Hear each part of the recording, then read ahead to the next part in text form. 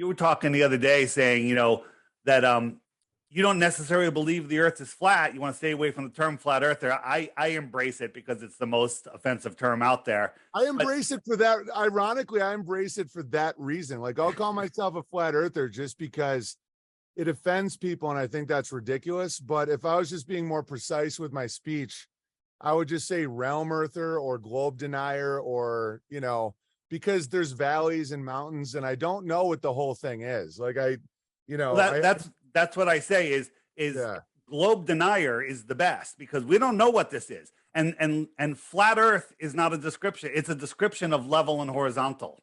Okay. Yeah. So that's it. So we're all on it. We're on the same page there. But one thing that you said, and it kind of helps me be a little nicer to people that don't get it, is like, hey, if you don't believe in the flat earth, that's fine. We could still be friends. And yes, we can. It's just, I have a little issue with people that can't do it, people that can't see it. Hey, listen, you don't want to talk about it, that's fine. But if you want to talk about it and you don't know what you're talking about, that's where I get a little crazy. What's ironic is we have a vernacular term that we have all used all our lives, which basically means flat earth, sea level. Yeah, we've been using it. It's one day I was sitting there doing something. I realized words have meaning. What's sea level? It describes this realm, is what it does. And probably the people who invented the term or they knew what they were describing. And by the way, I still don't know to this day how people who are so well educated and logically minded can get by the water. It's not level, it's curving. Yeah, curving water. Yeah, and another thing is just how many flat earth maps there are at the UN and places like that. Yeah. I don't know if they're pokes in the eye or if it's like their inner knowing just trying to scream out subconsciously. I don't know because I don't always know. I'm starting to not think that these people are aware or conscious enough to be funny. I don't know, but who knows? Maybe they do just know. But they have like perfect flat earths everywhere in the UN. It's like they even have one that shows outer lands that looks kind of like the moon, and that's hanging on the wall at the United Nations. Wait a minute, hold on. We were looking for evidence that one that you saw is actually on the wall, and that we just hear a claim. There's no proof that it's on the wall, but that's a new map. It was created on some YouTube channel, and we have no evidence that it's in the UN. The one that just came out recently, like in the last couple of weeks, right? Oh yeah, well, somebody told me that I trusted, so that's just So the UN logo is a flat Earth map. Absolutely, so 100%. That's why I didn't feel weird. I felt like that checked out because literally the UN map is actually a flat Earth map with a ring around it. So that's why I'm like, oh yeah, with 33 divisions. Wouldn't it be ironic if that little map shows a third of our realm? Yeah. Well, the Prague map is clock. Yeah, that's an interesting map, or that clock in Prague. And I used to live in the Czech Republic. I don't remember the clock. I've looked at the clock, but I didn't look at it with knowing what I know now. Well, it's been redone. Dave, do you know all about the Prague clock? I do know about it. I know that they changed the graphic behind it. Right. It was burned or refurbished more than once. But I think what I suspect is true, and this is my gut and a little bit of research, but not enough to call it a fact. It's not a fact. I suspect that Game of Thrones dealt with what the Prague clock is showing us when they kept saying, hey man, winter is coming. We don't know when it's going to get here, and we don't know how long it's been. There was one winter that was hundreds of years long, and our ancestors say there was a winter that was thousands of years long. Yeah. So what the Prague clock does is in the small center offset circle where the hands of the clock came out is the realm we know. What I suspect is that is the path of the spiraling sun of moon as it goes through the larger realm, which is the larger circle, which would mean if there's only one sun and moon, that as it moves, whatever's left behind freezes and regenerates as it thaws other places as it goes around. But just the lunar information that was built into the original clock shows how much further along in natural law they were than we are now.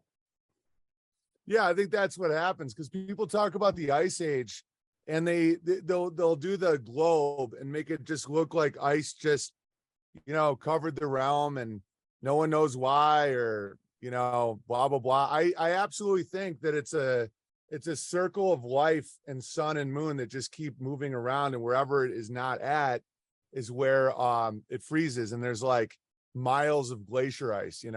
Well, theoretically, an ice age would mean that water is very scarce, right? Because most of it would be bound up in ice. Yeah. Which is the opposite of what's going on now. They want you to buy global warming, which means there's less ice, which means there's more available water. And if that is how the world works, you don't have to worry about getting through thousands of years of an ice age. You just migrate with the pond. You migrate with the pond all the way around. Your ancestors just migrate around. I think it moves. I mean, if it moves like a clock moves or like natural thing moves, it's probably moving right now. It just keeps moving. Well, it would have to just gradually, but that what could be, we're not allowed to reach the outer edges. We're blocked by treaties and warships and this Antarctic idea. If you could get to those ideas, conceivably, you would either be able to see thawing that wasn't there or freezing that wasn't there if you could get to the edge. Probably in the east, you would see the freezing. Probably in the west, you would see the thawing, if I had to venture a guess, and that's a total guess. And I just released it was from another channel. I just had it on the app. It was somebody was using the maritime ship tracking system, and they found several ships deep inside the ice of Antarctica where it's supposedly land.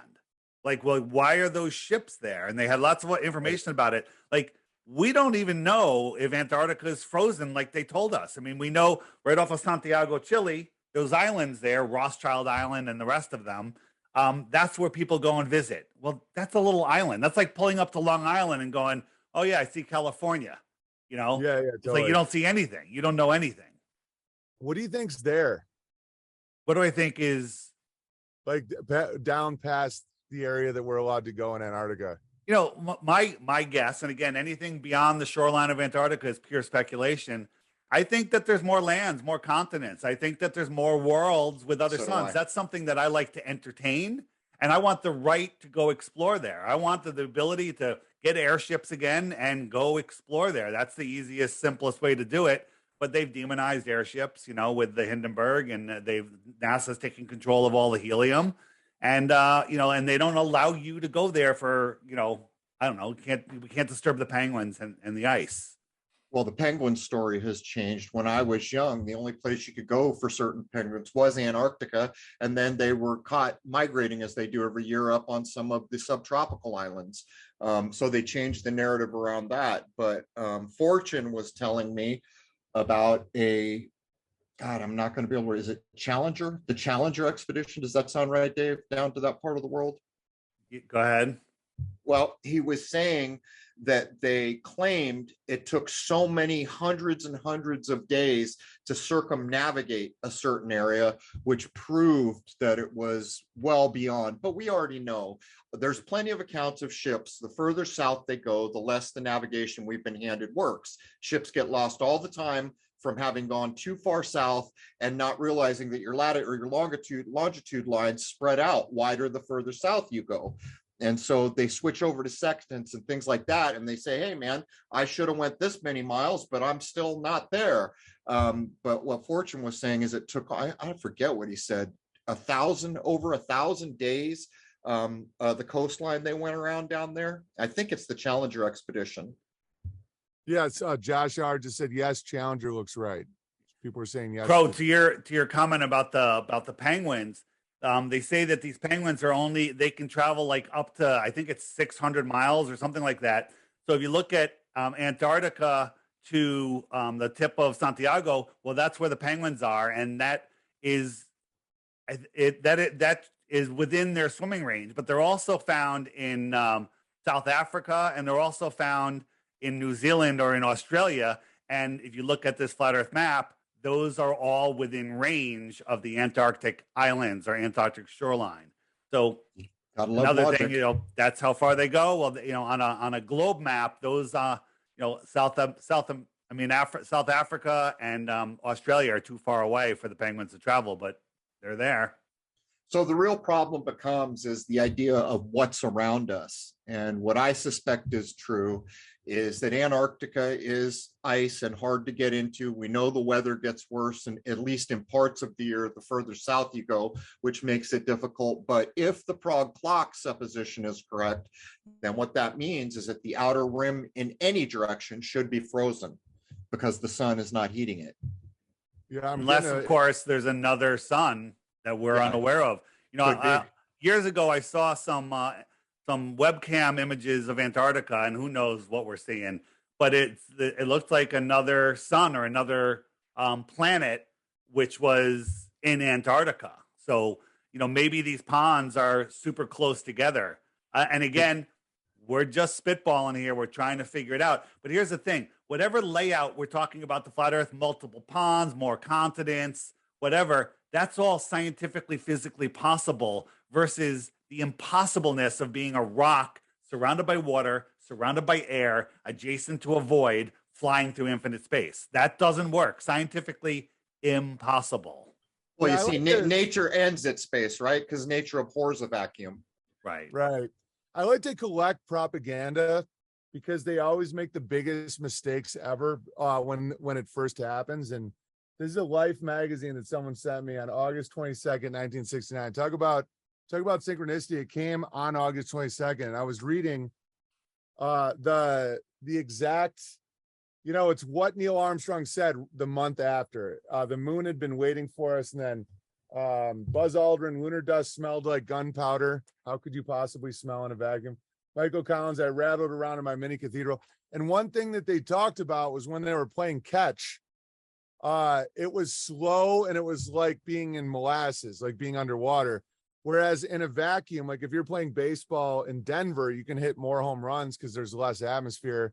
And if resistance. And if you're 1/6 gravity and you have no atmosphere, the ball would actually fly for miles as fast as you could possibly, like way faster and way less slow than on the earth. So they were describing being underwater, and you know, those type of things all get scrubbed, but that's why I like to collect these awful magazines from right when it happened, because they make their biggest mistakes and then they weasel them down over time.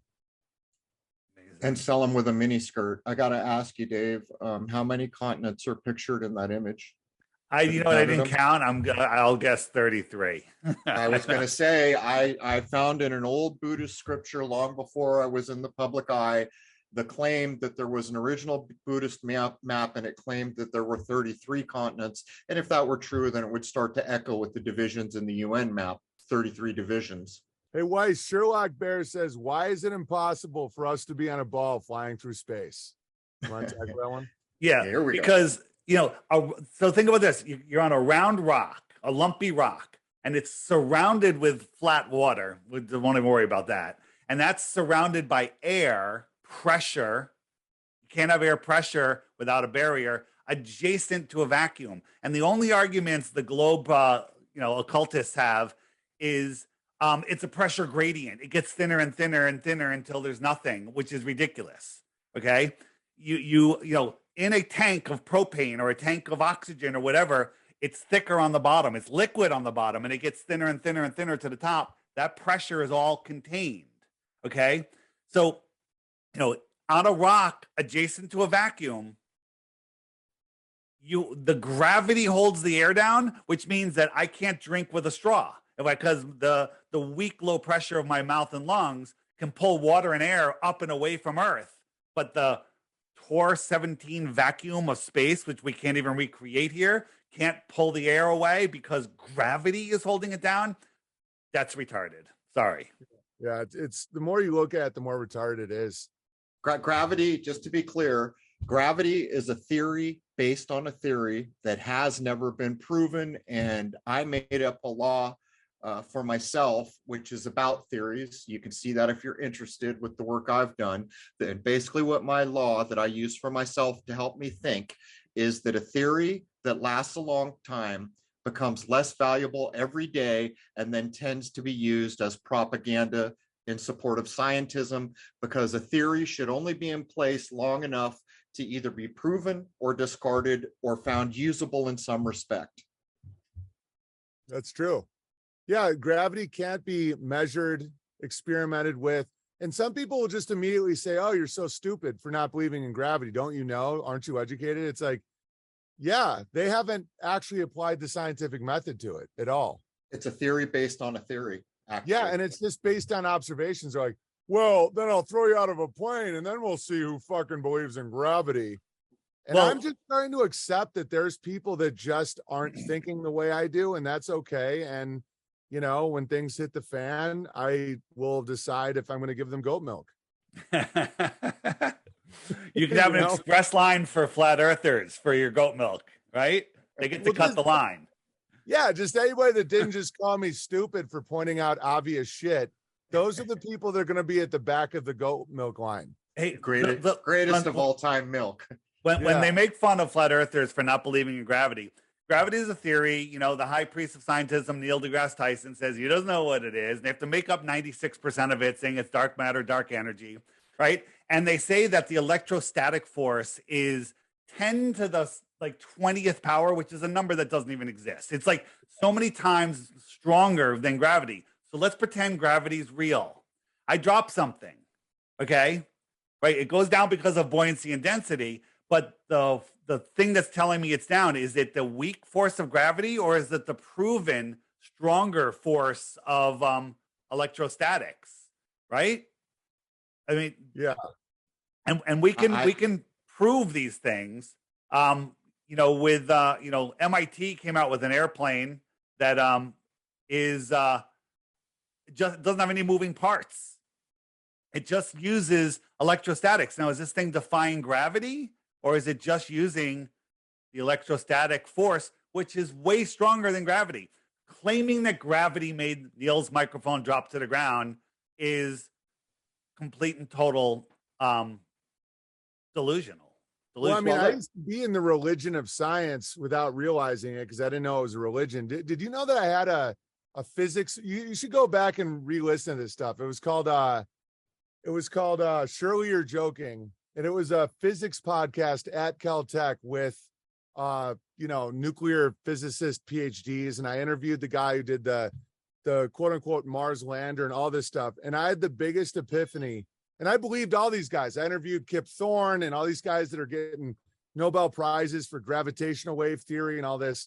And I was more like the funny Paul Abdul character in the interview. Not Paul Abdul at the time. I was the one that was just making the lighthearted joke about it, and they were getting into the nitty gritty. But looking back, I'm more intelligent than they are, because they don't apply science to anything they're saying. But the big moment for me that started the ball rolling, that allowed me to even see flat earth or any of this stuff, was when they were trying to explain to me dark matter and dark energy, and their reasoning was, so I'm like, so where is dark matter? I was fascinated by it. They're like, the universe is 85-90% matter that you cannot measure or see or feel, but it is there all around us. And I'm having all these theories, and I'm like, man, if only we could see this dark matter. And I go, so how do you know it's there if you can't measure it? Quote unquote. They go, because if it wasn't, we'd be wrong. And I'm like, there it is. I'm like, wait, what? Yeah. Science says you have a theory, and if it's proven wrong, if you prove it wrong, throw it out and get another theory. But now science just goes, oh no, we'll just make up 96% shit to throw it in there and then say it's right. And don't question it. Only evidence of dark matter is that they're on the presupposition that their theory has to be right, because the ramifications of that in science would be so catastrophic. So they've come up with an idea that 96% of the known universe is something you can't measure, see, feel, or touch, because if it wasn't there, they'd be wrong, and they know they're not wrong. You know what dark matter actually is? I'll tell you what it is right now. It's ether. It is the idea of ether, the permeating idea that connects, and however you want it, that makes all this possible for the movement and everything else. They did a tell in Marvel's Thor movie where they turned the ether into a scary red thing that the dark elves wanted, and it gets into you and it's poisonous. It's the idea of ether. And by the way, at one point, Einstein just said out loud, there is no ether. And he gave no experiment, no reason. And the reason is because Michelson and Morley had proven that there was ether, and they equated it that if you went down to the ocean to see a wave, guess what? There's got to be water or you ain't seeing a wave. And they equated what they had shown, and they did it with the speed of light. And they also proved that the earth was not spinning with their light speed. And they sent Einstein out, their lapdog, who always wore the same suit, probably because they filmed him for a week or something. But it's all laughable. Let me try to explain how bad off we are in mainstream science. There was a guy named Tycho Brahe back in the day. And by the way, he's one of my heroes. That man spent his life observing, actually going out under brutal conditions sometimes to observe the stars. And what he did for us all was proved observation methods where he could prove down to a fraction of an arc second that, look, this star is here. And we can go do this again in a week and prove. And so his whipping boy was Kepler. So the guy we got was not Tycho Brahe, who gave us an accurate, what I accept as an accurate model of our so-called solar system, came from Brahe, was later again echoed out by Rudolf Steiner with very little variation. And I arrived at an idea like that before I ever realized either one of them did it. But here's the thing. We got Kepler and we got Copernicus. Copernicus said, as his stuff was taken, I never observed, you know, this is all theory, right? That's what Kepler said, or Copernicus said. Kepler inherited or stole Brahe's work, didn't even know how to use his instruments, and the only time he observed was under Brahe's tutelage, and he's the other authority that we got in the world. So in other words, these are the lesser value people that didn't even observe. Oh yeah, and you get it all the time of people saying stuff like, well, I can prove the earth is a spinning ball. Just look at the planets. Why wouldn't we be like them? If just go to Walmart and get a telescope and you go, Big Bear, you fucking idiot. You go look up at the planet and you'll see that it's a spinning ball. So they've never looked at the planets. The planets don't look like spinning spears of rock. They look more, I don't know. Luminaries. Yeah. Crow has looked at the stars and the sun and the moon for like, what, a few thousand hours? Like, what is it? Over half a decade, day and night. Yeah. It doesn't look like what they say it's supposed to look like. Sometimes they look like sound waves underwater. Some of these luminaries, they don't look like rock spinning anywhere. And then when you look at the moon and they say, well, Big Bear, you fucking moron. Don't you know that the moon is just spinning at the exact same speed as the earth? That's why we only see one side of it.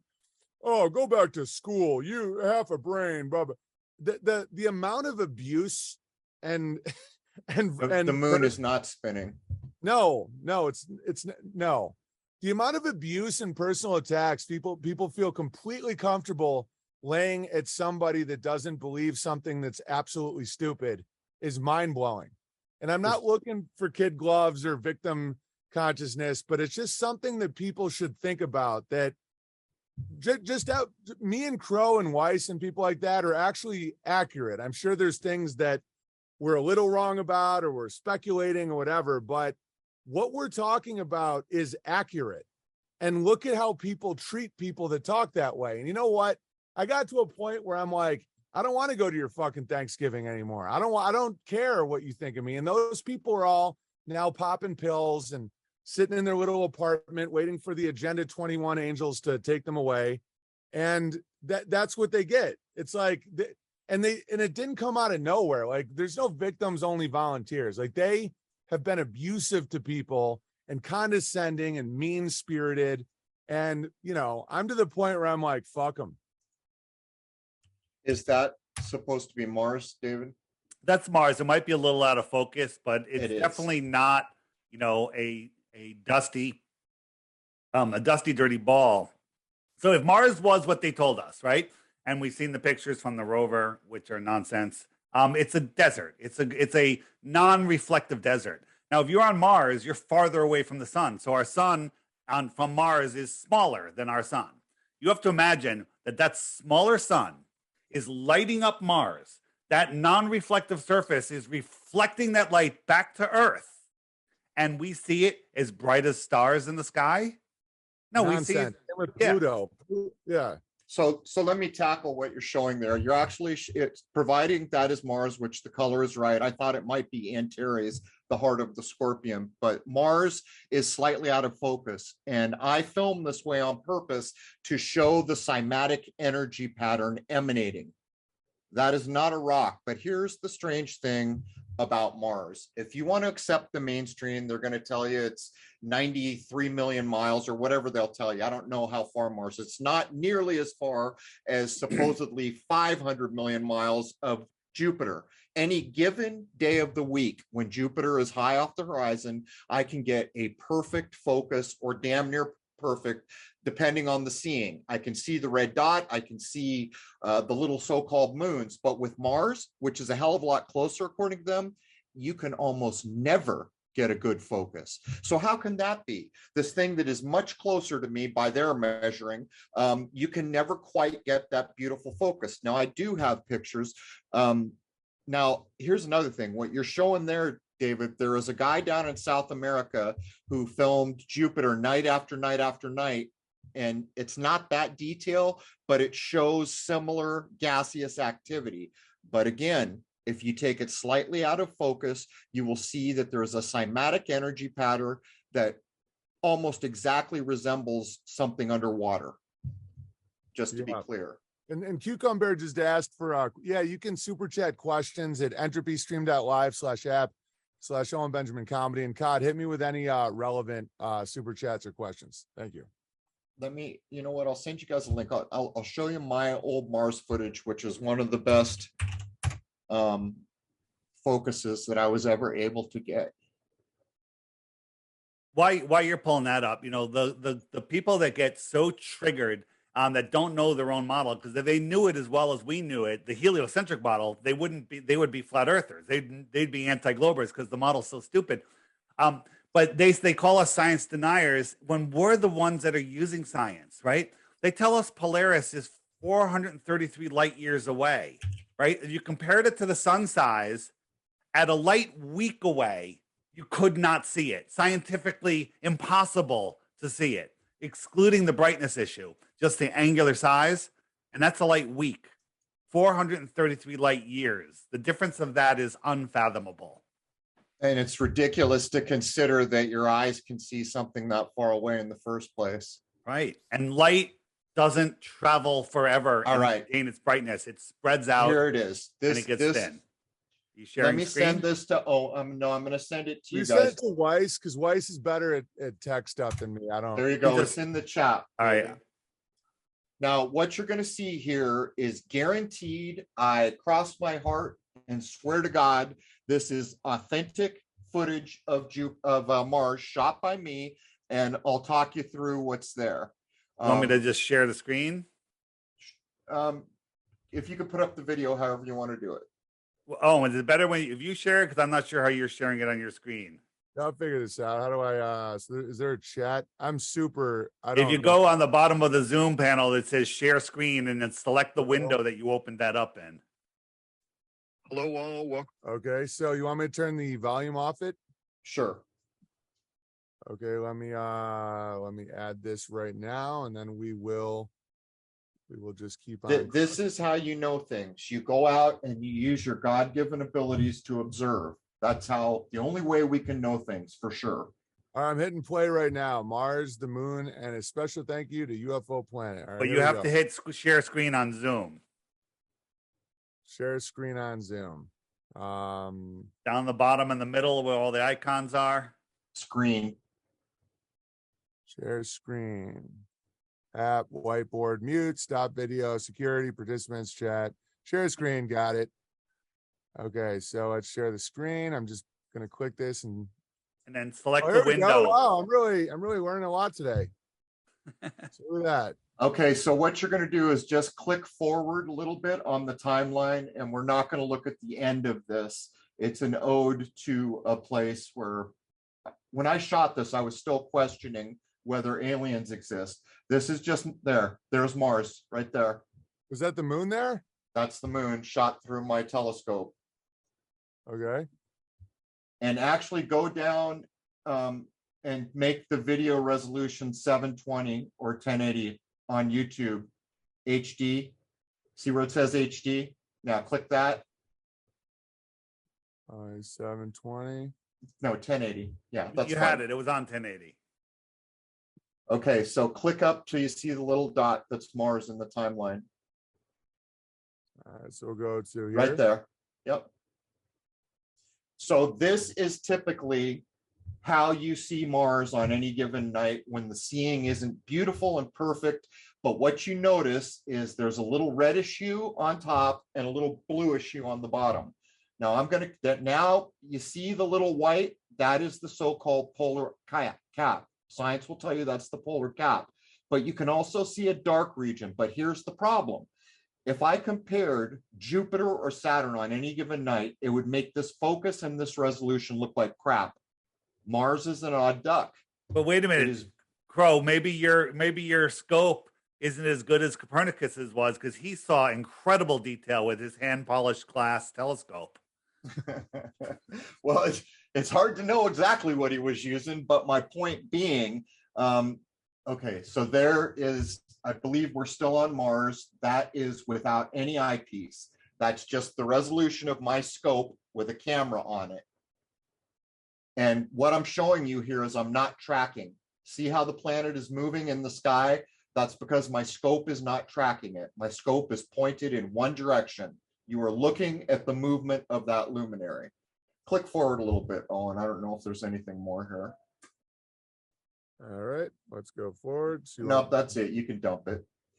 I don't think there's anything more worth looking. There might have been a lunar wave in the beginning up there. I'm not sure if that was an old lunar wave footage.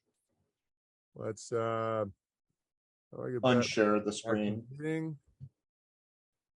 going to figure this out. You are sharing screen, unshare screen. This is a good time. So if I go here and we say, how do I not share the screen? You at the very top, there should be an unshare button. Stop sharing. There you go. Stop sharing. You're back. And if you want to do one more thing, if you click on the three dots and Crow's box and say, don't show non-video participants. Huh? If you click the three dots in the corner of Crow's screen, right next to the mute button. Yep. And it says, is there an option, don't show non-video participants? Hide non-video participants. There you go. Do that. It'll give you guys more screen. That way we don't have a blank Crow screen. All right. Everybody's having a good time. Just jumping back to the maps. I'm not saying this is a real map. I'm saying this is a possibility that, we live here and there's other little pieces of the plane, a planete, if you will, a piece of the plane, right? These could be the other planetes. Perfect. Fortune pointed out that planet used to mean small plane. Yeah. I figured that out too, because when you think about French, like baguette and anything with et is a small of whatever you're saying. Yeah, so we want the right to go explore. Which we were born with, so our rights are being violated. Yeah, what's your let's talk predictions for what's coming. What do you guys think? Weiss, how's New York? New York, they people are thinking, oh, it's over. They've taken off the restrictions and stuff, but no, they're still having, like, everyone's still required to get the thing in the arm and to, all of the stuff. There's still people being fired. The teachers are have a stay, which I believe is coming up like next week or something, or very soon, where they're all fired if they're not jabbed up. So it's a mess here. So I think they do what they do. They push as far as they can until we're ready to fight, and then they pull back. They wait, they get everyone used to it, and they push. I mean, think of where we are now. If 2-3 years ago I said we're going to be at this place, and people would be like, no friggin' way, no one will allow that to happen.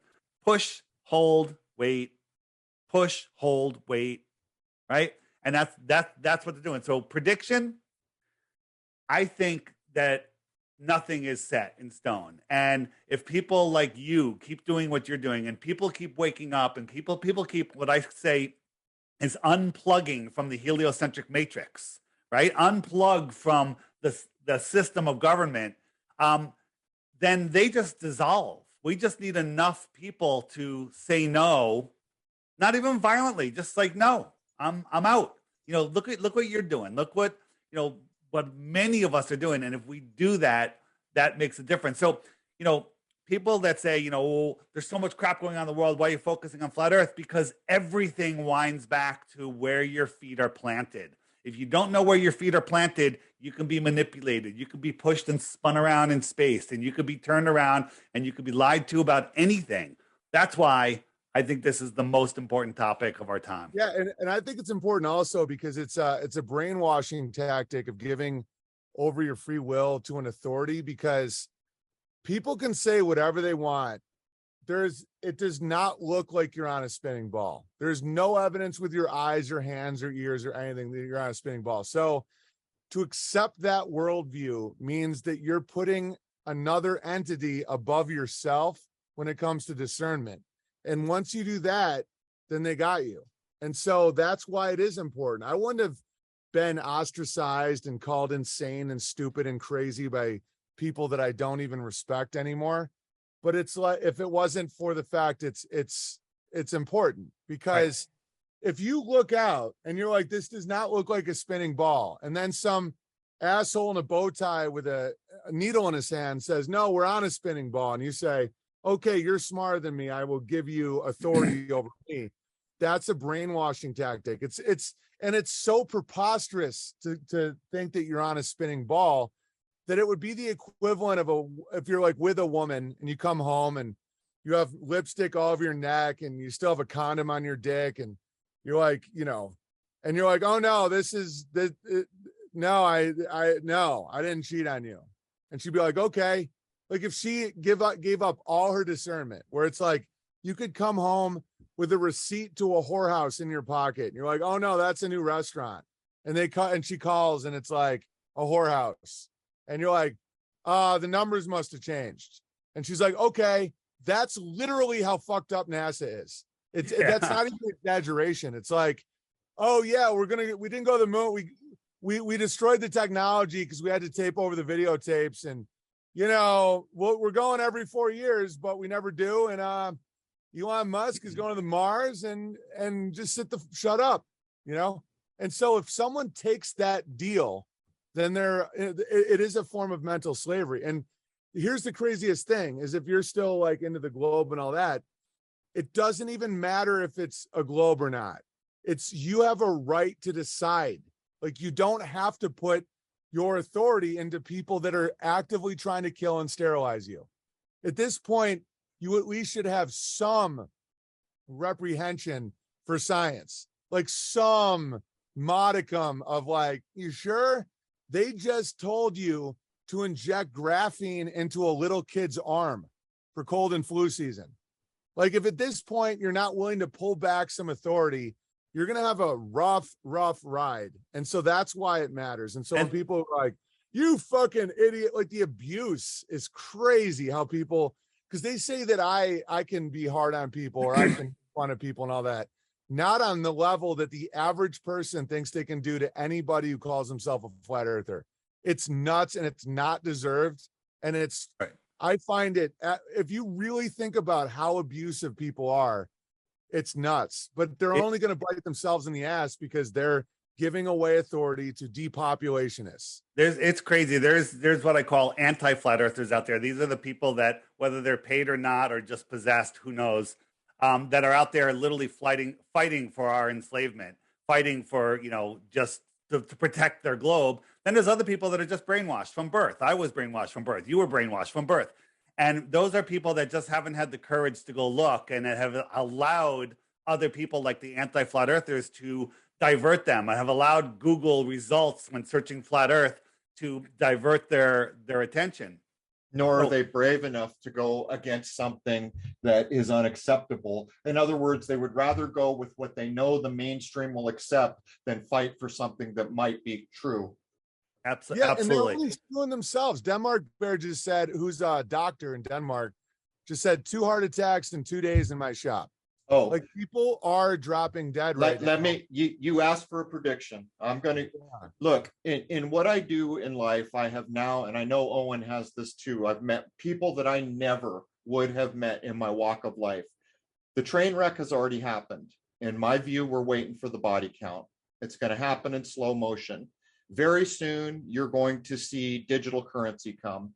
When digital currency is implemented and the main form, we will have lost more freedom than the entirety of any time that I'm aware of. What's going to go on beyond that was proven by Papa Bush when they put him on network news splicing, I don't know, corn genes or something. Then they took what Monsanto, I think it was Monsanto, had done to the Supreme Court, who told them, yes, you have a patented product that modified the genes. You can now claim ownership of the thing you have modified. That is no different than what they have claimed the shot does. By the way, from people who are in the know, you can be scanned and they will know instantly whether you have had the shot. The movie that I think blows their dream into your face the hardest was one by small Peter Dinklage, I Think We're Alone Now, which ironically, I was telling Fortune this, and he says, Young Crow, it was not Tiffany who wrote that song. And I said, well, who wrote it, Fortune? He said, it was back in the 50s, I believe, by a band called the Zodiacs. And then, and I was like, oh, just go figure. But it shows, and there's a day and a time given in that movie, which ring weird for me. I think it's a Tuesday at 3 p.m. for some reason. But that's where I think we're headed. But this is not written in stone. If everybody began to stand up and grab a little bit of their adult authority back, this whole thing could collapse overnight. They're never going to quit trying, though. We know that much is true. Yeah, the beauty is I think that multiple things can happen simultaneously, where as that happens, other people can reject it. Because I know there are people that want that and they'll do anything to get it. And so that's why I know it will happen. Like the digital currency and the endless shots and the claims on the genetics and all that, because a lot of people want to be slaves. And Kanye West said this publicly, and then they conveniently reprogrammed him. He said slavery is a choice. And of course, all the victim consciousness people were like, how dare you, chains, 400 years, blah, blah, blah. And he's like, it's a choice. And a lot of people do not want to admit that they want to be slaves because it alleviates them from thought, from responsibility, from anything. Stockholm syndrome. Yeah, I used to do a bit where I'm like, being a cult would be great. I never have to think about what to wear. It's every day. It's just the same robe. It's the robe, and that's true. And that's a lot of these people are in a form of cult. And then there's going to be people that don't want to be slaves and they choose not to be slaves, and they won't be a part of it. And that's why the more people we can, it's not even just about waking people up, because if people wake up to nothing, that can just be super depressing. And then they're just almost like, they're aware of their slavery and they're just like sad. But if you form communities and you actually build stuff together, then there's no limits. You can have within America, you can have the population of France not participating in the hell, and you can use the digital currency if you want to or not, kind of like your birth certificate. It can be a tool versus an enslavement thing. And you can use silver and you can barter and you can just reject that. I predict an entire industry will emerge of people that are willing to take the vaccine and buy and sell for other people. I think that I had never thought about that. That's a good one. Oh yeah. If there's a will, there's a way. We are in a free will realm. So, because there was a story of this one gypsy who got like 100 vaccines because he kept going in with different IDs and getting people their vaccine cards. Oh man. And this fucking gypsy is just still doing it. And I'm like, oh, there's a whole industry for that. There would be like Uber Eats or something for people that don't want to take the chip. And so then they're like, yeah, I'll do it. And then they just, because I got buddies that just don't care. They're like, yeah, give me a shot. Give me 20%. I'll do it. And so I see a lot of things emerging. And so, but yeah, I mean, do you guys think that Deagle report is going to be anywhere near accurate about all the death? It's interesting. Yes. I believe they took it down, right? They did take it down. Yeah. They always, with all of these things that are up that predict stuff, they always take it down just before it happens. Well, the other thing I forgot to mention is right now we are provably in the wealth stripping phase of what's going on. And one of the ways you'll notice that this is going on is gold and silver, which a lot of people buy as this safety net in their life. They have plummeted.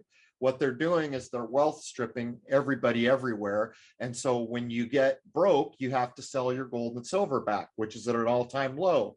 As soon as they've bought back a lot of it, it'll go through the roof where people can't. But what the wealth stripping is queuing up for is UBI. And I know this from the highest authorities who sit in the actual meetings, that universal basic income is their wet dream, because that is ultimate control. When the powers that be pay for your existence, you have to listen to what they tell you, is the idea. Yeah, it's the ultimate control. And that's why, even if you don't want to do something, you know, but the thing is, it'll also degrade the population where they're not as productive or efficient.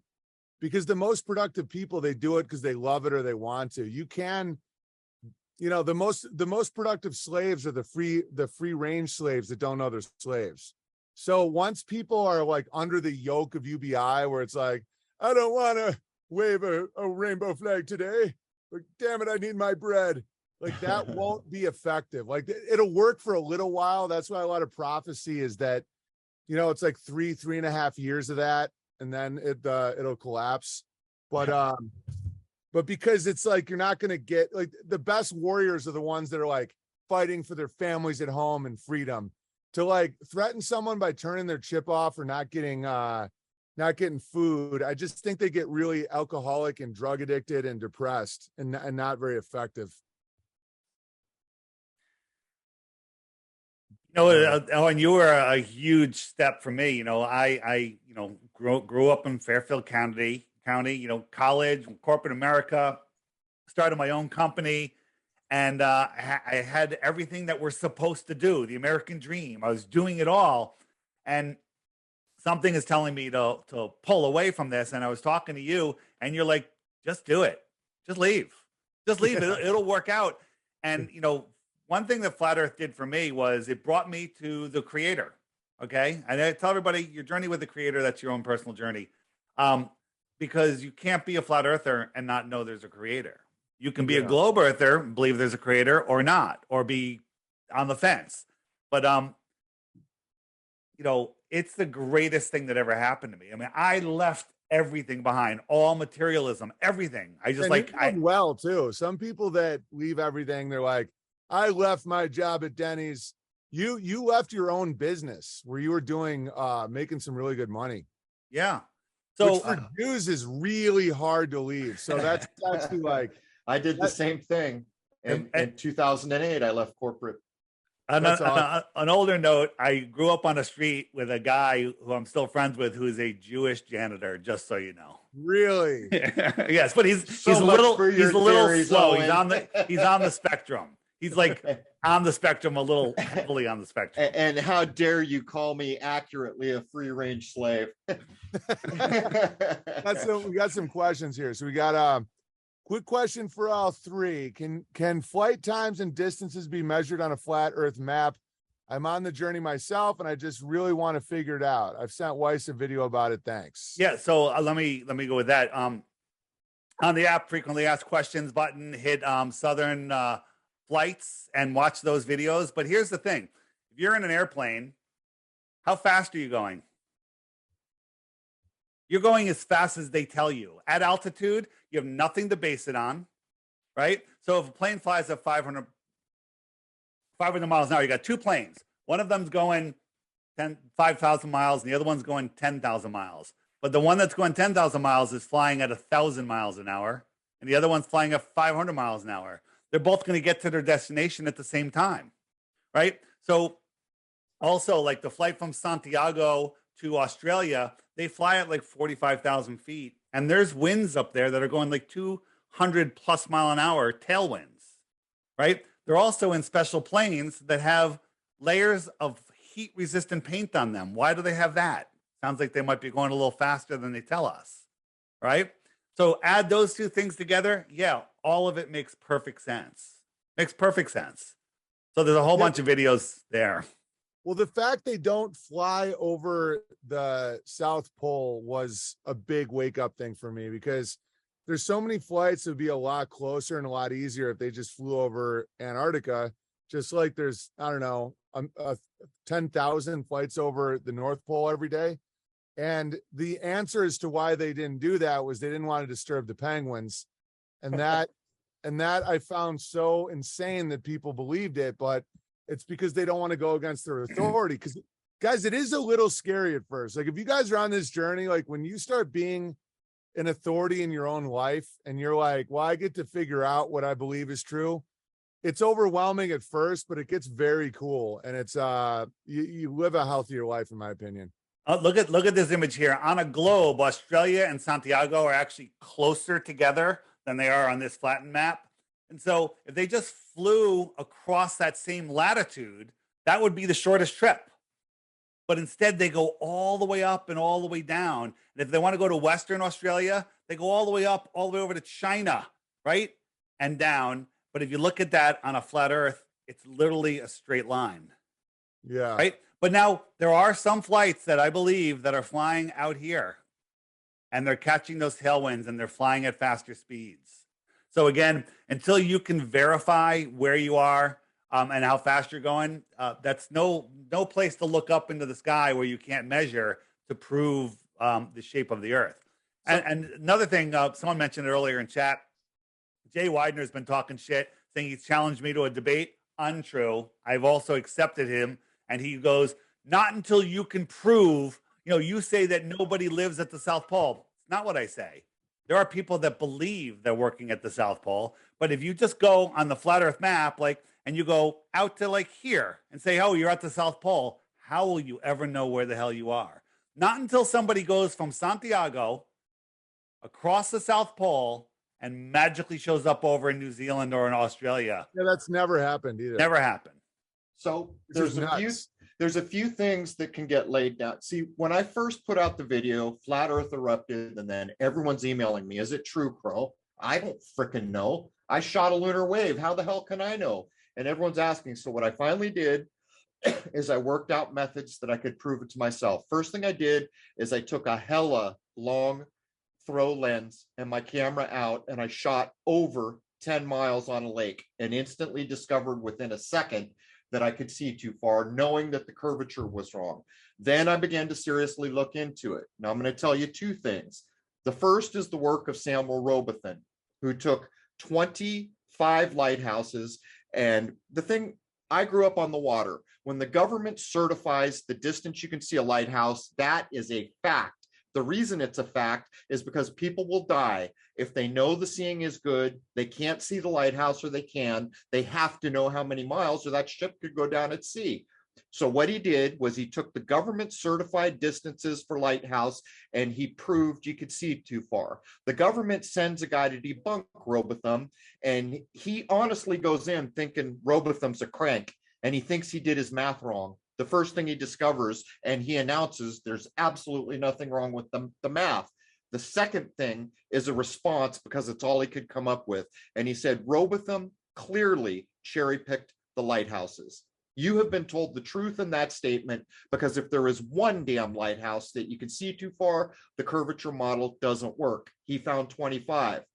But if you want to claim back the God-given abilities that you were granted by the Creator, clear your mind, shut your eyes, have a cup of tea, go outside, close your eyes, and imagine everything you've been told about the globe is true. You're spinning on a globe, that's spinning around the sun, that's spinning around a guy. Imagine it all and do it for about 5 minutes, then stop. Go inside, live your life for an hour or two, then sit down, clear your mind, have a cup of tea, go outside, close your eyes, and imagine you are stationary and solid as a foundational rock.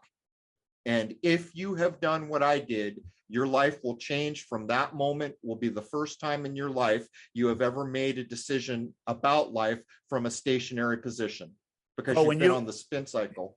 When you do that, when you actually, imagine all of the spiraling, and you literally feel nauseous, then clear your head, go out and imagine yourself on a solid foundation, not moving. As soon as you do that, your spirit, something inside of you lifts up. You get this light feeling. You get this connection where I believe it's your soul saying, yes, finally, shut your ego off and listen. And when you make that connection, everything changes. There's an old saying about computers: bad data in, bad data out. Well, I got news for you. That's been applied to us for hundreds of years before a computer was ever thought of. If you are in error about where you live, then every single decision you make will be coming from a place of error at its foundation. The thing that matters here is, if it's not true that we're spinning, then you are permanently in a spin cycle. You have no solid foundation to make any decision about anything. You are spinning in imaginary space. If it is true, well, then that's the story of our life. We have no solid foundation to move from. I would point out, for those of you who appreciate scripture, the Bible tells you the truth about the solid foundations of the earth not being movable, by the way. Yeah, but what they really mean, it says, the Bible, the whole Bible's flat. It's definitely not spinning earth. It says that the earth is made fixed and unmoving. And then people go, yeah, but relatively though. No. A spinning ball is the definition of not fixed and moving. It's not, it can't be the opposite of that. And so that's why all these like diehard Christians that are arguing against flat earth, I'm like, listen, you can believe what you want, man. I'm not going to call you dumb or crazy, but you do realize think what's that? But you're going to think it. Well, I think it when they're really angry about it. That's when I'm like, you're a piece. I think they're pieces of shit. I swear to God. But if somebody's just still, that's their worldview. I mean, that's all right. Everybody has different worldviews, but it's when someone's like, you fucking idiot.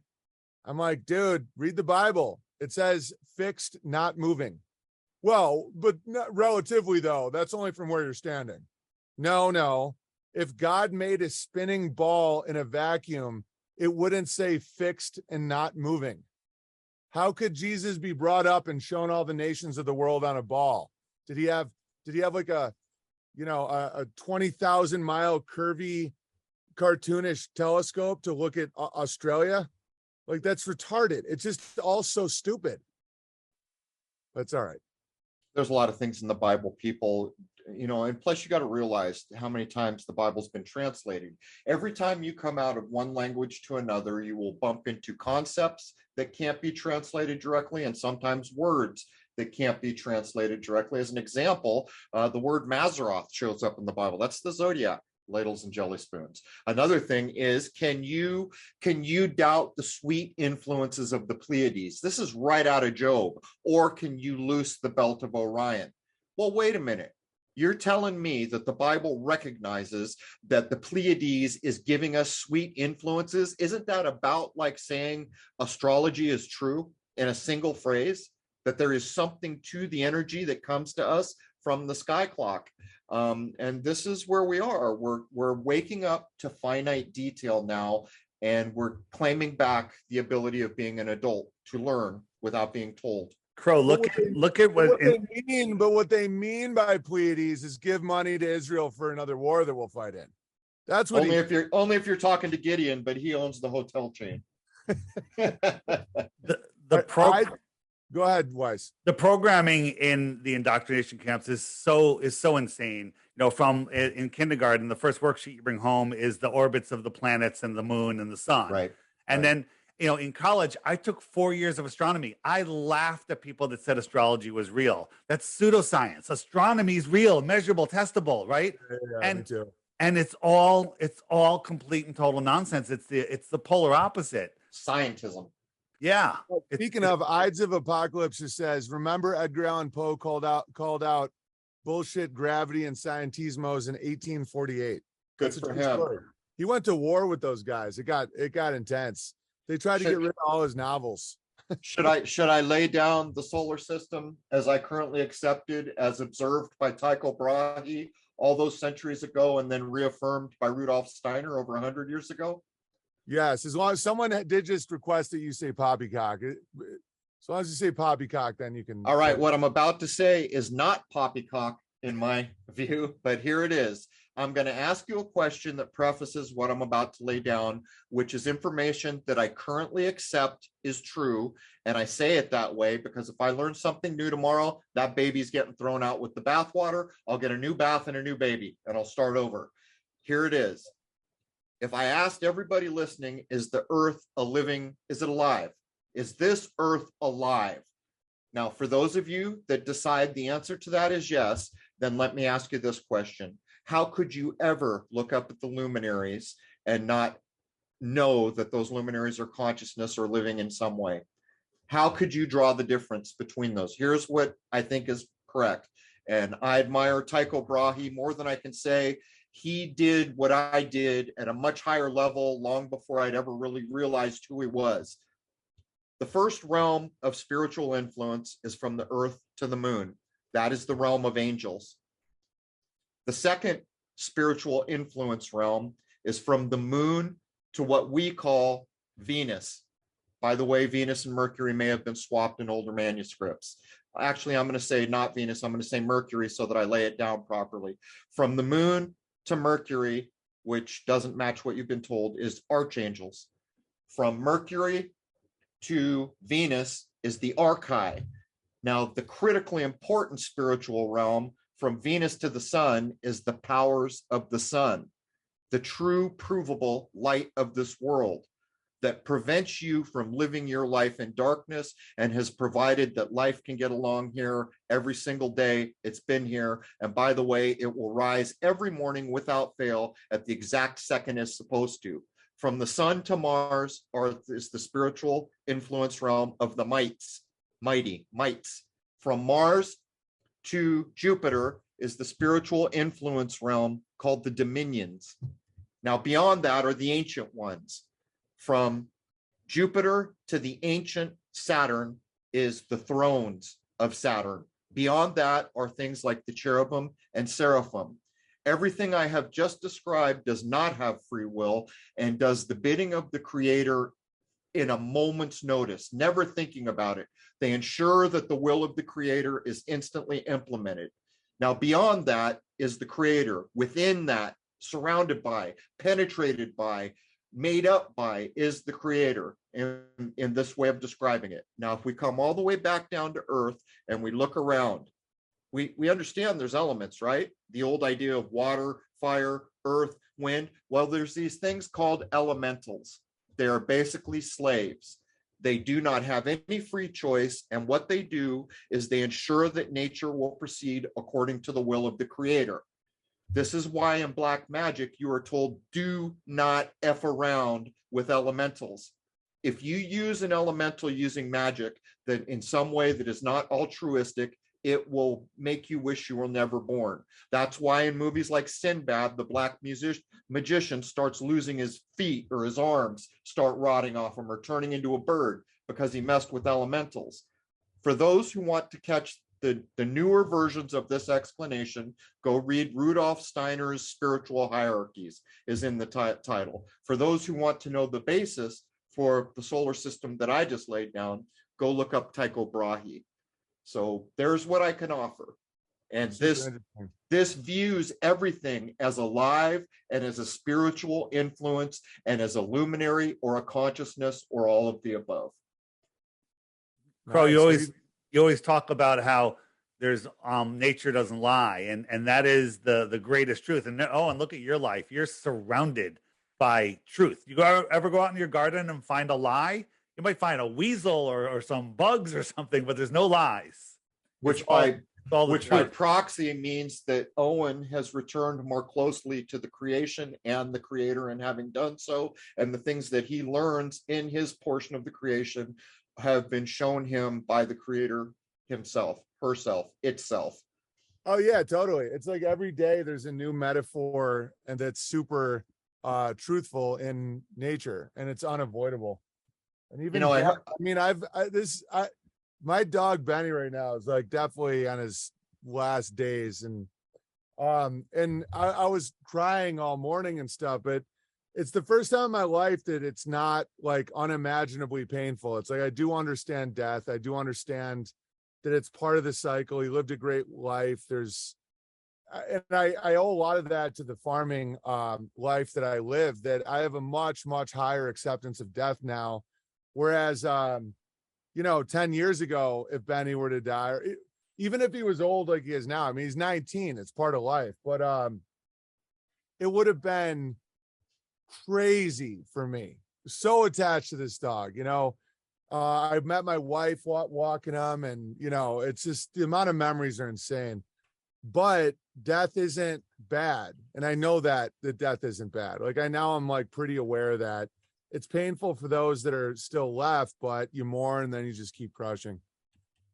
I was going to offer an old cliche saying to Weiss, because I think it fits so well what he does. Those of us who are dancing have been labeled insane by those that cannot hear the music. Wow, that's good. Speaking of people who can hear the music, we got a lot of questions for you guys in comments. If anybody wants to support entropystream.live/app/Owen Benjamin Comedy, it keeps the gravy flowing. All right, Toronto Jew Bears says one more. That's second question. I'll read up from the bottom. Question for Crow and Weiss: what are the white dots that go straight across the night sky that they call satellites? 2 weeks ago, we saw a string of 8 of them in a perfect line go across the sky, and the space geek science called atheists we were with said that was Elon Musk's Skylink. I'll give you my answer, and then Crow, you could throw on, as Crow says, the only thing that we can say is that they're lights in the sky. But going a little further, we could say what they're not. If they're the satellites that Elon has, which are tiny satellites at the height that they're telling us, it's scientifically provable that you can't see them. The angular size is too small. And if they had mirrors on them reflecting the sun, they'd have to reflect the sun directly at me and not somebody down the block from me. Okay? So, yeah. So we can prove Sputnik is like the size of it's like tiny. And the basketball. The claim they made about Sputnik, I don't think people understand how lumens dissipate over space. It's so hard. Just go into your yard with a spotlight and just go down the street and look at it. Look at a car light. You can't see small things from a far distance. The analogy I use is a balloon. If you have a balloon that's not blown up, the rubber is the light. Blow it up to a foot wide, that rubber is thinner. Now blow it up to 10 feet wide, and now blow it up to 100 feet wide. Is there any rubber left? Is there any light left? Yeah, it spreads out exponentially, and it's gone. Yeah. So I'm going to use the law of the peanut butter jelly sandwich that I worked out for myself so I could teach myself how to think properly. I'm in the middle of a desert, and I see this old shack. I can't see any tracks going up to the shack. I go into the shack and there's dust everywhere. It doesn't look like anyone's been there, but lo and behold, there's a peanut butter and jelly sandwich sitting on the table in the shack. How did it get there? There's only one reasonable answer. A human being made a peanut butter and jelly sandwich and they stuck it there. That is the only acceptable logical answer. When you look up and see those lights, I will make the following assumptions, part of them undeniable, part of it based on logic, and part of it the best we can do. You are looking at man-made technology within our atmosphere. That's what you are looking at. And whether it's real tech or whether it's a parlor trick, like a projection. Right. And the other thing is, go look up Project Loon. They were openly caught. It used to be a commonplace video on YouTube. One of their satellites fell in the jungle and someone filmed it. It said NASA satellite or something on it. It was connected to the balloon still, but Project Loon showed Google, was it Google, Dave, launching satellites with balloons? They're crashed all over the place. Yeah, they're all attached to balloons. Not in outer space. No. Toronto Jew Bear follows up. One more question for Crow and Weiss. I've studied the physiology of the human eye, convex lens, receptors, etc. And combined with personal observations, I believe there is a hard distance limit of the naked eye, somewhere between 40 and 70 miles. What are your thoughts on this?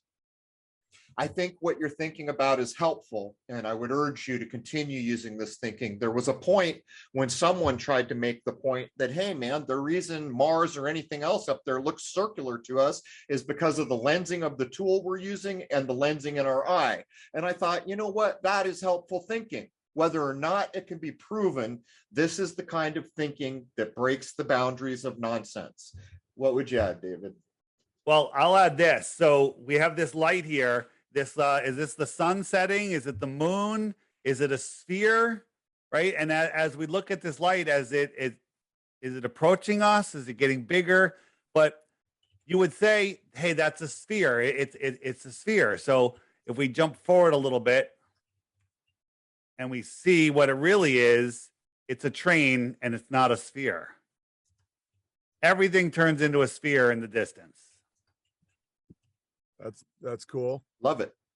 All right, next up. If the moon is a map of the Earth, what do moon craters mean? Markers on a map. Also, what are asteroids, shooting stars, etc.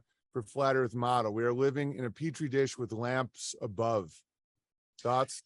There's a couple things going on here. There's an individual, or maybe more, I don't surf much, that has been working to show that the moon is reflecting truths about the realm we live in. Again, helpful way to think. Good for you. Go for it. Put your balls to the wall, go at as hard as you can, show everything you can, but let people try to rip it apart. Look for flaws in it. This is the kind of thinking that will lead you in a direction. Since I don't know anyone else that thought of this idea, maybe it's even unique in our world. Secondarily, what was the second part of that, Owen? Oh, what are asteroids and shooting stars? From my point of view, the ancient art of alchemy proves where we live. The closest analogy to living in this place would be a snow globe or the sealed alchemical flask. From my point of view, everything that is here, all the water we've ever had, all the air, anything we've ever had has always been here. It's just alchemically morphing from one thing to another. My point being, nothing comes to us from outer space. In my current point of view, the firmament prevents it. Dave? I have a bunch of videos on what about meteors and asteroids. And basically the big craters that we see here on Earth, they come from within the Earth, whether it's plasma hitting the Earth or a bubble, a methane bubble, but they're happening all over the Earth all the time. And they're geysers. Old geysers look like craters. And if you compare them, they're the exact same thing. So what's going on the moon? I don't even know if the moon is a physical thing. So I can't reach it. I can't go there. I can't measure. I really can't say. But, the lights that we see in the sky that they say are meteors, meteor showers. Think about this. We're corkscrewing through space, right? 4.5 billion miles a year. Right, we're going never to return where we were before. So this is the alleged motion of the Earth. 4.5 billion miles. Well, every August, second week or third week in August, we get I think it's the Perseus meteor showers, and that's because we're going across the path where a comet had passed, and there's dust in that path. Is that path corkscrewing through the galaxy following us? I mean, it's so stupid. Yeah, and this brings me to a question here. Carpenter Bear says, Wait, one more point. Sure. But think about this. If we're on the Earth, different places of the Earth would see, like if I see a meteor going down, somebody south of the equator on the same latitude should see it going up from the horizon. No one has ever seen a meteor going up. They all come down. Yeah, down. Carpenter Bear says, I'm not a flat Earth guy. I believe that God could have created a round Earth, but believe men have treated science as unquestionable religion, man's truth greater than God's truth. Reaction to question, man searched for truth entirely. God created a universe with orders. Yeah, but see, this is the irony of what you just said. The scripture doesn't say you're on a ball. In fact, it says you're not. And all scientific experiments show it's not possible to be on a spinning ball in a vacuum. So like, when people say, listen, I'm not a flat Earth guy, God could have created a round Earth. God could have created a penis Earth or a boner Earth or a vagina Earth or a microphone Earth. It's like, what does that mean? That doesn't mean anything. It's like just saying God could have created a round Earth. That contradicts scientific scripture and Christian scripture and science. It's And- just programming. Well, you're also making assumptions about natural law, which is the only true law that cannot be broken by man. And by the way, words have meaning, and ancient sayings have helped us comprehend how to think about what Dave said about the moon. The moon is the most mysterious thing you will ever look at in your life. There is an old Tibetan saying says, the closer the moon gets to the sun, the darker it gets. There's another old Asian saying that says, do not point at the moon to show it to me. Show me its reflection off a lake. There is a more modern saying about the moon that says, do not talk to me of the moon. Show me its reflection in a glint of a piece of broken glass. Wow. The moon is a mystery beyond mystery, and it has something to do with life and death, and it has something to do with being a reflection. But one thing I do know about the moon is 3 Freemasons played golf on it. Of course, that's what Freemasons do. Big Bad Bruce says, hey, fellas, great show. Quick question. Can we see Polaris from the Southern Hemisphere? If not, how does that explain it? Twice. So again, Polaris they tell us it's 48 times bigger than our sun, or 46, but I round up to 48. And we can prove that our sun at a light hour away, which is 8 times farther than it is provably unseeable. So Polaris at 2 light days away, right? 48 times 1 hour, is provably unseeable, and it's 433 light years. So with that said, the lights that we see are here in the sky, like street lights on a straight road. When you're underneath a street light, that could be your North Star.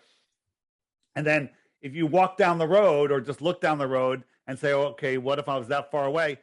It'll just merge into the horizon. So the problem is weather conditions, optics sometimes have favorable days. And Polaris has been seen as far as 30 degrees south.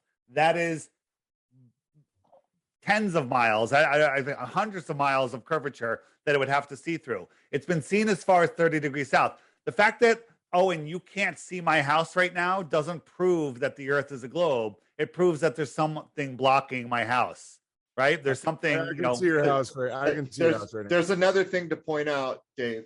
Yeah, Some brilliant people who did observation like I did realized that when the moon rises, it's an angular size that you can measure. When it gets straight overhead, it will be slightly larger. And as it moves towards the supposed horizon, it will get smaller and smaller. What this proves, beyond argument, is that it's getting closer to you as it comes over your head and getting further away as it goes to what you might call sunset or moonset. This has been observed with both the moon and the sun. The problem with the sun is the glare of the sun, but if you have the right tools, these are measurable things. Carpenter Bear is Spiral Metal. He says, I have lots of arguments that are not answered by Flat Earth, and you yourself say that you have the ability to read the scriptures and understand them for yourself. Trinity discussion. Yeah, but when the scripture says that the earth is fixed and not moving, how do you then say that means it's a spinning ball despite every discernment? Like in the Bible, when it says God stopped the sun in the sky, why wouldn't it say God stopped the spin of the earth? Like these aren't like that's a form of self-deception. I mean, let's say it is a spinning ball, that would contradict the Bible. Okay, which is okay. It might be a spinning ball. Go ahead. That's fine if you think that. But you can't then say the Bible backs up that, because it doesn't, according to logic and the definition of words. Now, the Trinity and all that stuff, it gets a little more debatable and hairy and all that. But let's try this. I give thanks every day that the Creator granted me the divine spark of life, free will, and he made me beneficiary of this creation, which provides everything I will ever need. In having granted me free will, there is a responsibility that comes with claiming that right. All these things that you want to know about, it is now your duty to go out and investigate them, and to the best of your human ability, try to rip holes in things to see if they're false, and find things that are not false by realizing logically or being able to tear them down is not possible. These are your responsibilities, and simply saying the Bible says this or that, that's kind of a cop-out. You have an idea of what the Bible says. By the way, it's called the Living Bible, which implies each set of eyes may take away different meanings from those scriptures. It is now your job to set out to discover what is true, what you will accept as true. And I would add furthermore, what I accepted as true when I was 40 years old is not what I accepted as true when I was 45 or 50 or 55. In other words, a tree taught me the truth. Every day I set up my telescope for 5 years, a tree that sat next to me kept growing. And one day I realized it. And I realized I had been stagnant, holding on to beliefs I'd had since I was a child. And at that point, I threw them all away. And I promised myself that I would try to grow every single day as the tree has showed me was correct and true within the scope of natural law provided by the Creator. Crow, we don't know what the moon is. It's tied to women's reproductive cycles. It's insane. And people want to believe it's a rock floating in space that doesn't spin. It has perfect orbits. But here it is, cloudy night. If it was 238,000 miles away, it would light up all of the clouds in the sky. It wouldn't light up the ones that it's right next to. So again, what do I mean? Is it right next to it? How come an airplane doesn't, get above it? I think it's in a position that is, it's an apparent position. And as you move, it moves. As you go up, it goes up to a point. Like when we send balloons up, the sun will rise with it, but at about 120,000 feet, it's almost at the same level as the sun is. So I would add a slight modification. I would say that the woman's reproductive cycle, as are the life cycles of men, are tied to the moon, not the other way around. In other words, I would point out that our lives are fashioned to the moon, not the moon fashioned to our lives. Yeah. That's a better way to say it. And then people are like, well, if the earth was flat and there was a moon up there, as it moved, it would, its angle would change. Well, that's because you're not thinking of the optics of the sky. The optics of the sky are no way to prove the shape of anything, right? So if there's water in the sky, this guy is not facing us. He's facing straight forward. But if we look at, if his stomach was the moon, it's facing us no matter where we move across here. Now, am I saying this is how the sky is set up? No. I'm saying that's a key point that you're showing, by the way. Yeah. The optics, good. I'm sorry. The Mbuiti tribe, which is supposedly responsible for bringing us Iboga, had a method, which I was just taught yesterday by, I think, Owen, where you had to verify things with 3 senses to understand that they're true. What you are looking at here is your eyes trying to fool you into thinking there is a true thing that you can't put your mind around.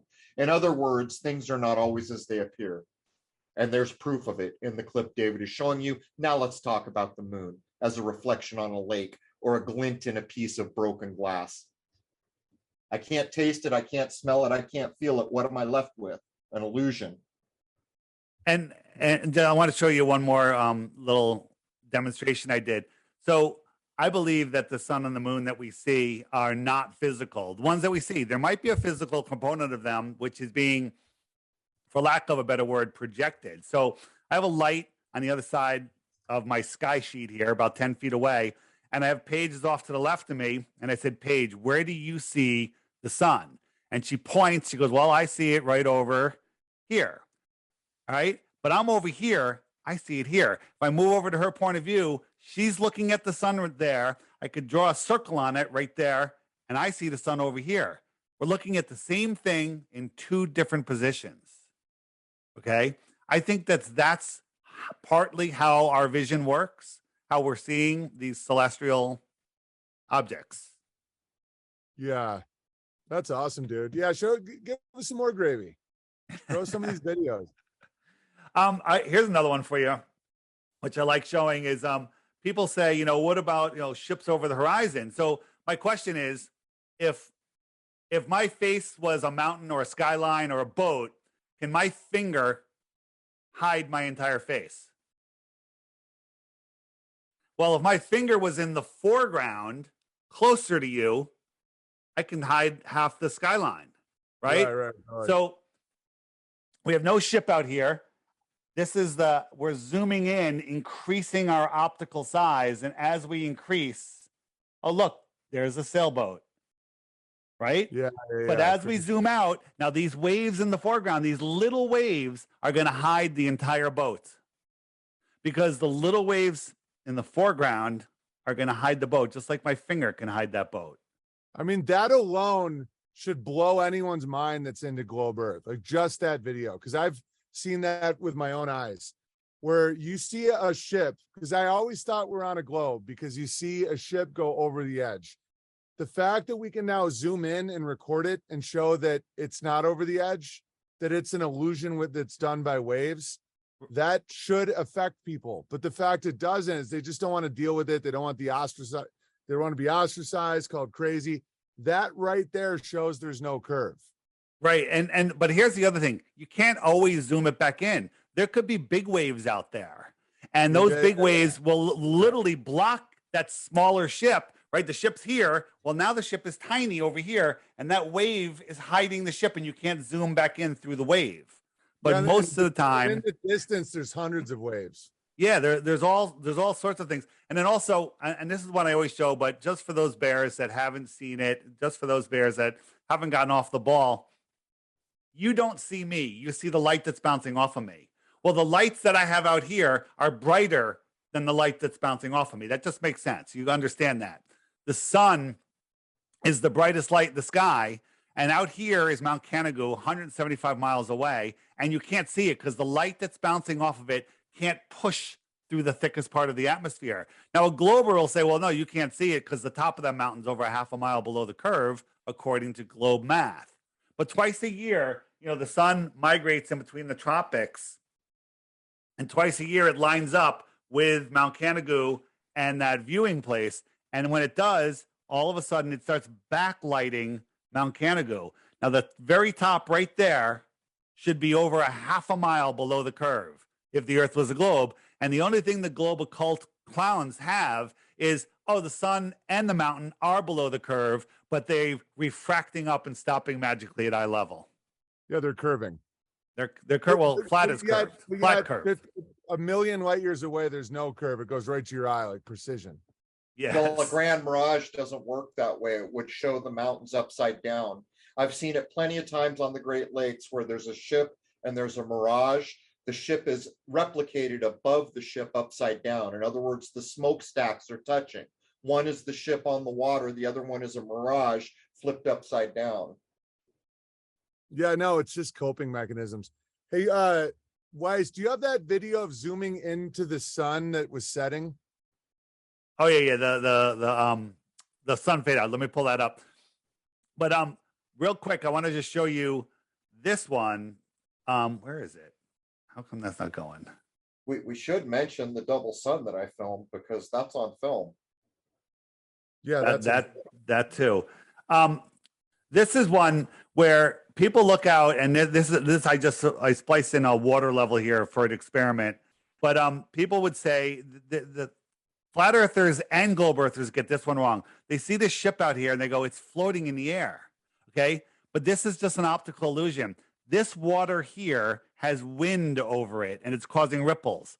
This water here is calm and the sky is nondescript and it's reflecting the sky. So people are assuming this is the horizon when in reality the horizon is up here. Okay, if I draw a line, that's the real horizon. This is just ripply water and calm water, and everyone goes ballistic over this. This is floating ship and they're Fata Morgana and all nonsense. There are Fata Morgana mirages, but this isn't one of them. Interesting. Yeah. So, sun. And real quick, Josh had a thing. He was talking about, does the sun have to move? I could see a yellow street sign from, or no, that wasn't it. He said the sun has to move faster in the southern something. Yeah. So in if I go right here, so in the summer the sun is over this inner yellow line, Tropic of Cancer, And in the winter, our northern winter, it's out here over the Tropic of Capricorn, and that's a bigger circle. So it would have to be going faster to make the circle because it's a bigger circle. And what I say is, I don't think the sun that we see is physical. So take a flashlight, point it 3 feet away from you on the ground, and then turn around for one turn in a minute. And draw. You just drew a circle 6 feet in diameter around you in 1 minute. Now just move the angle of that light to 6 feet away and turn around at the same rate. Well, you just did a 12-foot circle without ever speeding up your flashlight. Okay? So the optics of that it's just an optics thing. So if that's how the sun works, that's a perfectly good explanation for it. So the sun fade out is a good one. I've actually added the whole series of them on the app for people that are looking for them. And I'm accused of Photoshop. I wish my Photoshop skills were that good. But where the hell is my sun? There it is. I actually filmed it 7 times, and I actually live streamed it from my drone to prove that it wasn't Photoshop. And the other thing is, people go, use a solar filter, right?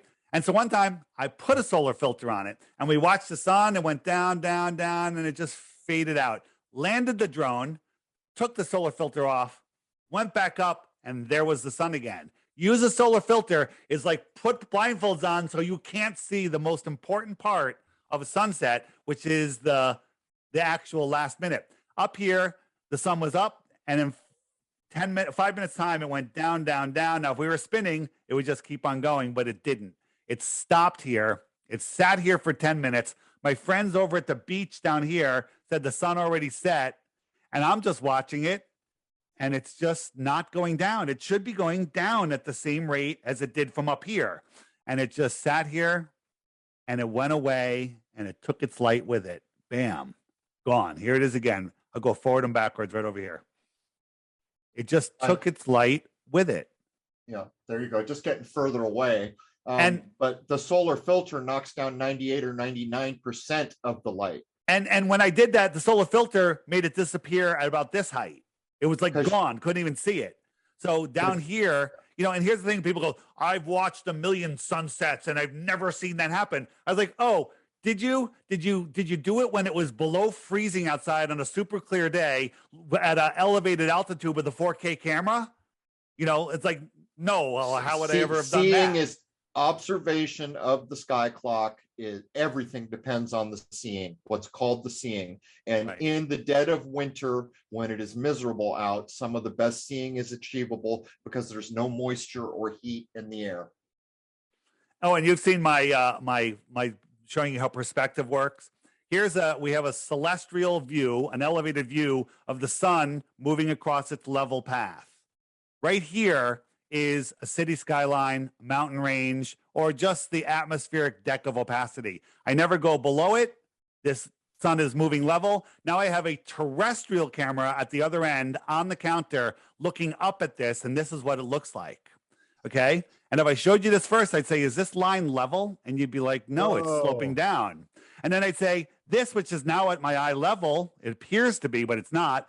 Is the sun going below it? Well, yes, it certainly is. And if I zoom in on it, it's even worse, right? Look at this line. This is a level line, and this is not going below this. Okay. Such a no-nonsense example. And it's at eye level. And now if I compare it to a real sunset, here we go. The sun is going behind the atmospheric deck of opacity right there. Looks exactly like that. That's awesome. That's a great idea.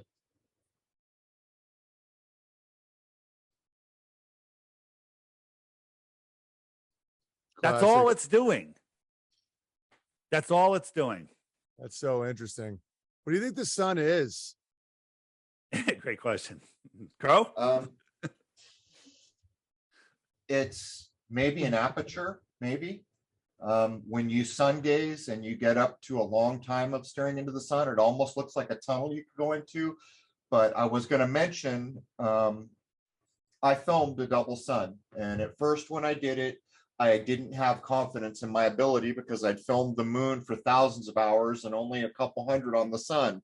As I began to do all these tests to make sure that it wasn't somehow refraction or something else going on, I finally posted, look, here's the footage of the double sun, which is in my movie Shoot the Moon. By the way, all members get free access to 2-hour movie called Shoot the Moon. It's got 10 awards now. The last 2 from India, Mumbai and Jaipur, India, gave it awards.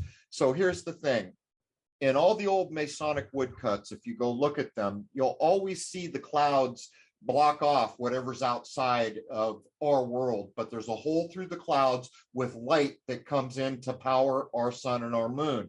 I suspect that the power source for what we see as the sun is outside, or maybe on the other side of the firmament or something like that. That's possibly what I filmed. I think it's also possible that it's a reflection on the firmament.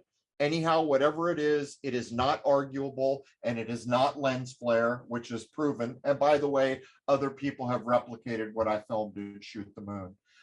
And by the way, I've had a number of people who were trained in Ayurvedic and other medicine types come up to me and say, yeah, didn't you know there's 2 suns? There's more than one sun. They say to me matter-of-factly, like it's something I should have known from birth.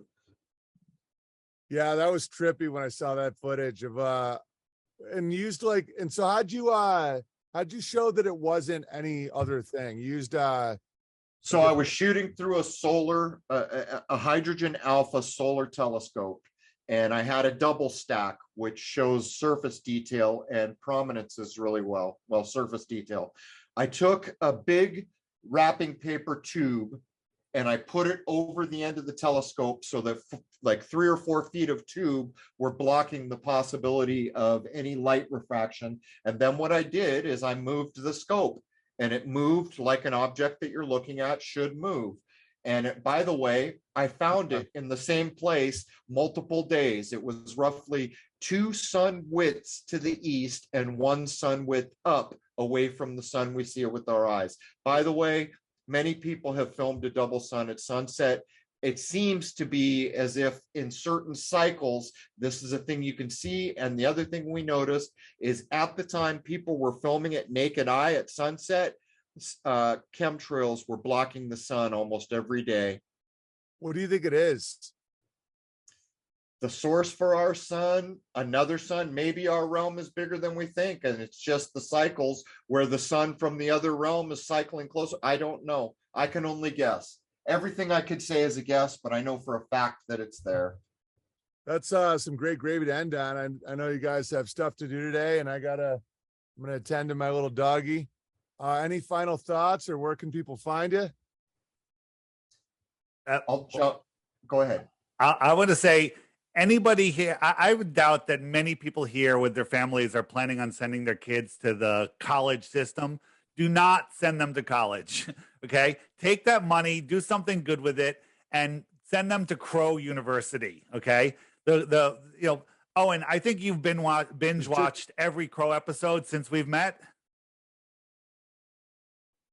Owen? We lost Owen? He's the master blaster. Without him, there is no show. He froze. Hold on. Let me text him. You may not be recording, David. Just a second. I'm recording on my end. Oh, then maybe you should keep going. There. Oh, you're back. I can't hear you. Muted. Am I back?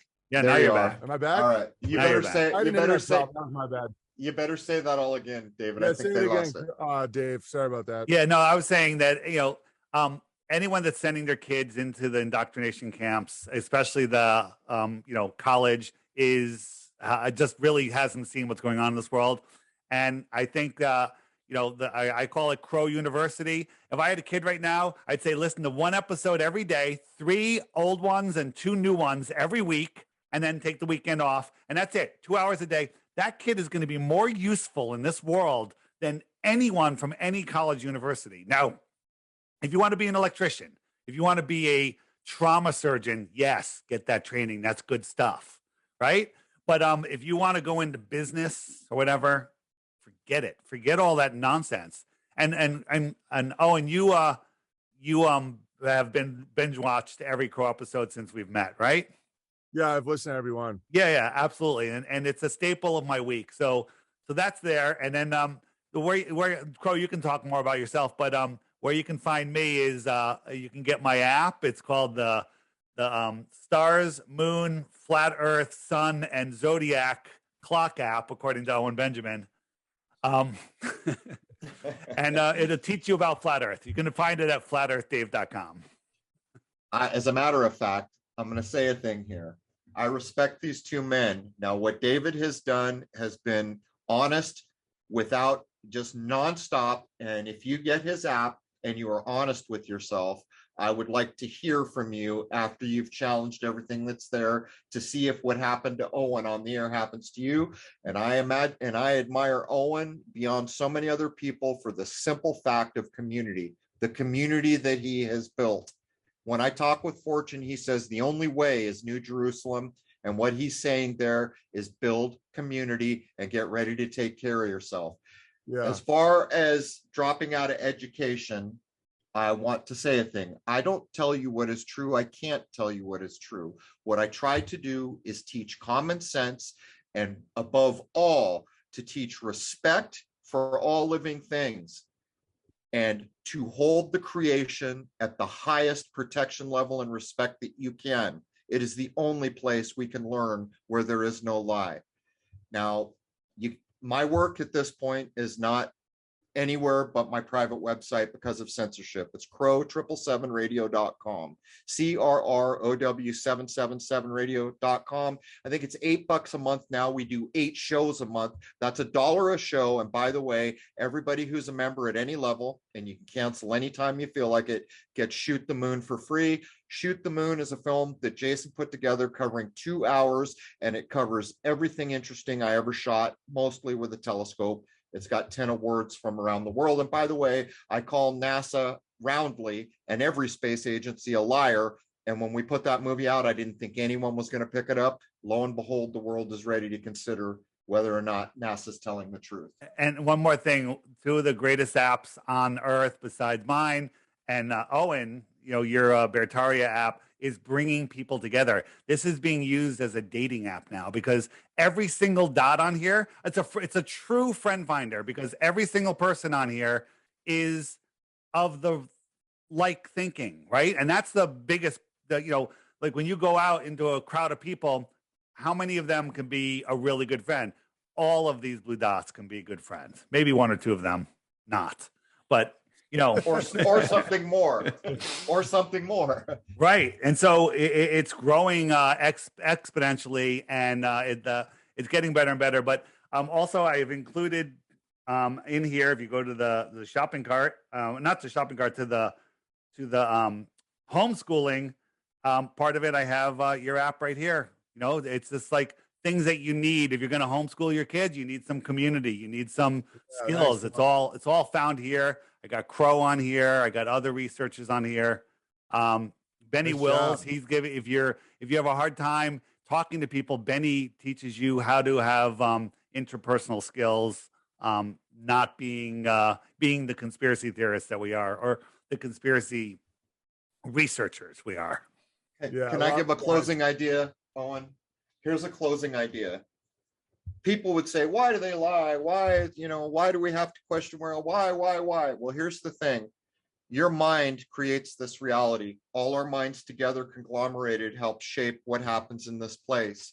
This is why movies portray violence and bad things about what it means to be a human being. This is why the news constantly covers just the worst information that could be put on the airwaves, because they're trying to make us permanently sick by warping our minds into negative mindsets. What we are doing here and now is a spiritual battle, and you get to choose which side you're going on. You want to go with the synthetic darkness, that is your privilege, and you can drive the nicest car ever built and have air conditioning and everything you ever dreamed of. But guess what? The creator and the creation is going the other way. And we are all actively winnowing ourselves, putting ourselves through the human colander by the choices we make and the way we think about which way we are going. for my part, I'm going with the creator and the creation, and I'll give up anything I have to remain in that line. And I think it's important that people comprehend, turn off the negative movies, TV, music, all of it.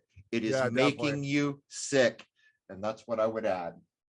Yeah, it's so true, dude. And it's like, and the flat earth, I'm really into flat earth, as you can tell, and so is Weiss and all these guys. But what Crow just said is even, I wouldn't say, I don't want to like put an order of importance, but just get your mind out of the hell as best you can. And then worry about what you're standing on and whatnot. Cause I know that that's really jarring and shocking to people because of how abusive friends and family can be when you're doing that. But you know, I don't know. I got a lot to say, but I just want to land this plane and let you guys go. But this has been awesome. Thanks, man. Good talking. Hey, I'm so glad to be here, and I admire what both of you do. So thank you so much. All right, peace, gentlemen. Keep crushing. Cheers.